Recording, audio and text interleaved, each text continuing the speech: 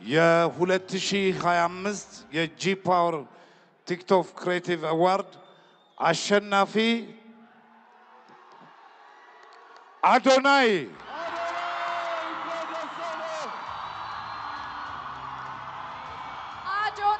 TikTok Creator of the Year for the G Power TikTok Creative Awards 2025. Congratulations!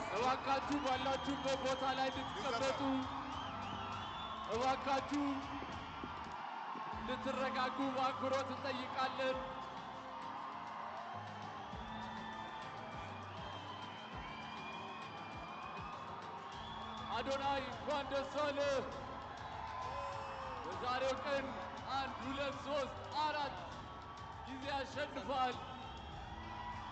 ለተከበራችሁ ሸላሚዎቻችን እስካሁን ድረስ አብራችሁን ለቆያችሁ እንግዶቻችን እጅግ በጣም አድርገን እናመሰግናለን። አዶናይ እንኳን ደስ አለ TikTok Creator of the Year የጂ ፓወር TikTok Creative Awards 2025 አሸናፊ አዶናይ